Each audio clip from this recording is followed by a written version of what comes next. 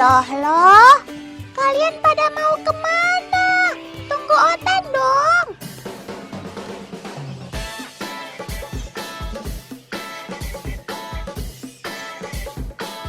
Teman, sekarang Otan ada di Kota Waran, ibu kota Kabupaten Sopeng, Provinsi Sulawesi Selatan.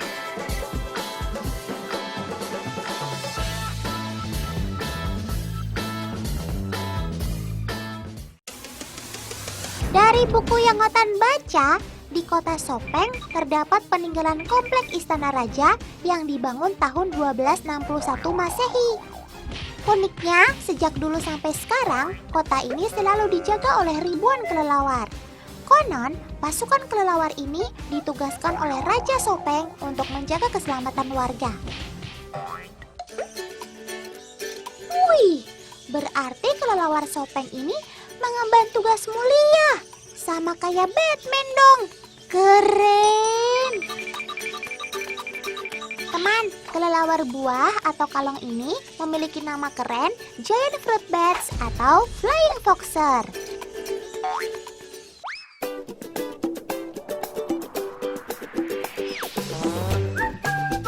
Sobat Otan ini adalah satu-satunya mamalia yang dapat terbang dari ordo Sirioptera.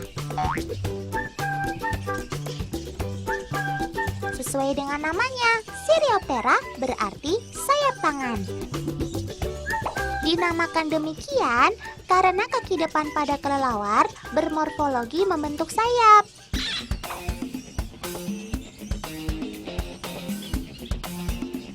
Sayap kelelawar ini berbeda dengan sayap burung.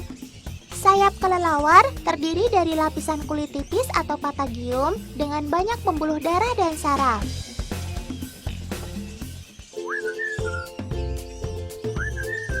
Selaput tipis ini diperkuat oleh jari-jari yang menyerupai rangka payung. Bentuk ini lebih mirip dengan jari-jari tangan yang difungsikan untuk terbang. Walaupun bersayap tipis, kalong sangat mahir dalam bermanuver.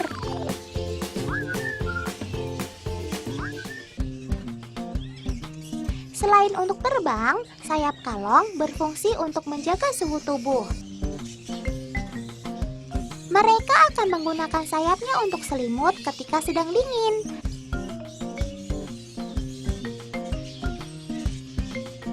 Dan mengipaskan sayapnya ketika sedang panas. Sahabat Otan ini biasa beristirahat dengan menggantungkan diri mereka secara terbalik. Batang dan dahan pohon adalah tempat favorit mereka. Posisi seperti ini sangat ditunjang dengan struktur kaki, ditambah lagi dengan kuku tajam pada setiap jari yang mereka miliki.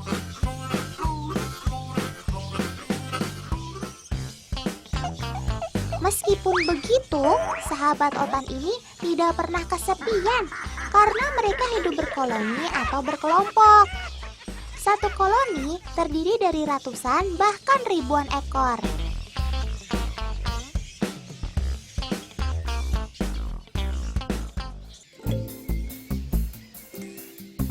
Saat beristirahat, sahabat Otan yang satu ini memerlukan tempat yang tenang dan nyaman. Mereka akan gelisah jika ada gangguan dari sekitar tempat tinggal mereka. Tak jarang, mereka akan meninggalkan sarang untuk sementara waktu.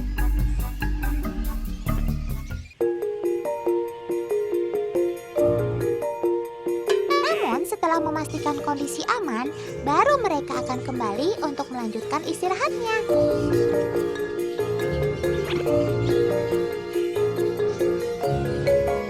Iya, Otan pergi sekarang nih.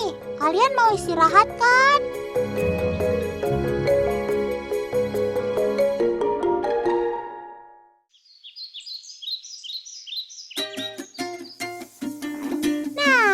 Kalau sobat Otan yang ini, mereka juga keluarga kelelawar buah. Tapi dari jenis yang beda, yaitu Dobsonia minor.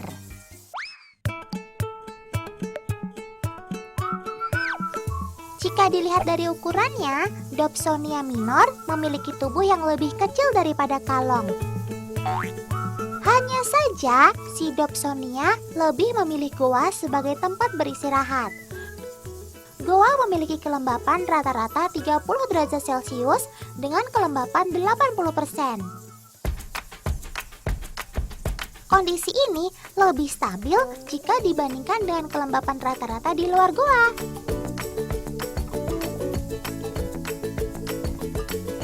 Tapi, bagaimana dengan alat penerangannya? Di dalam goa kan gelap, Sob. Kelelawar menerapkan teori fisika, yaitu gelombang bunyi atau suara. Saat terbang dalam kondisi gelap, kelelawar menggunakan transmisi atau gelombang pengiriman suara untuk menentukan arah. Dengan begitu, mereka tidak akan saling bertabrakan antar satu dengan yang lain. Bahkan, kelelawar tidak akan menabrak dinding goa meskipun tidak ada alat penerangan di sekitarnya. Ini alasannya. Gelombang suara yang dihasilkan oleh kelelawar bergerak menjauh. Kemudian, ketika mengenai objek sekitarnya, maka gelombang tersebut akan terpantul kembali ke arah kelelawar.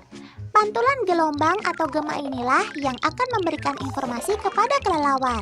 Sehingga dengan informasi tersebut, kelelawar dapat menghindar dari rintangan yang ada. Kemampuan ini biasa juga disebut dengan istilah echolocation.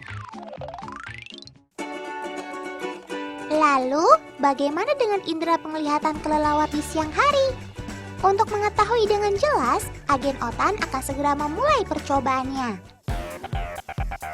Pertama-tama, agen Otan sudah menyiapkan satu batang bambu panjang dengan lebih dari 30 utas tali.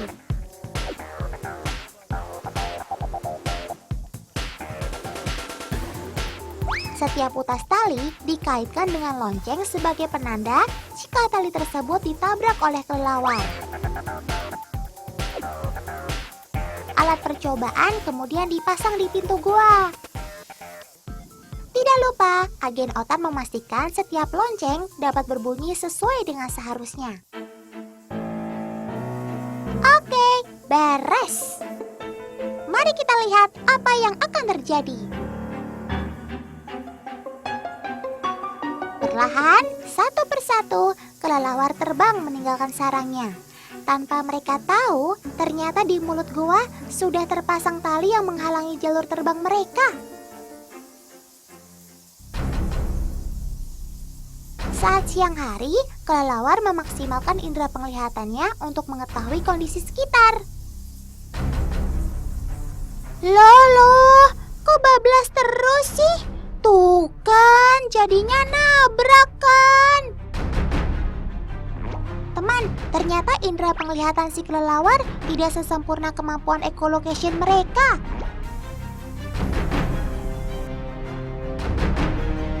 Terbukti, beberapa ekor kelelawar menabrak alat uji coba yang tadi dipasang. Aduh, kok bisa ya?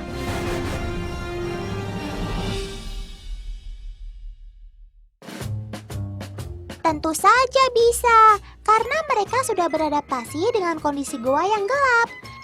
Kelelawar biasa beraktivitas saat hari sudah malam dan beristirahat sepanjang siang di dalam goa dengan kondisi yang gelap. Perubahan cahaya yang tiba-tiba ini membuat mata mereka tidak dapat bekerja maksimal. Hasilnya, tidak banyak kelelawar yang lolos menghindar dari alat uji coba agen Otan.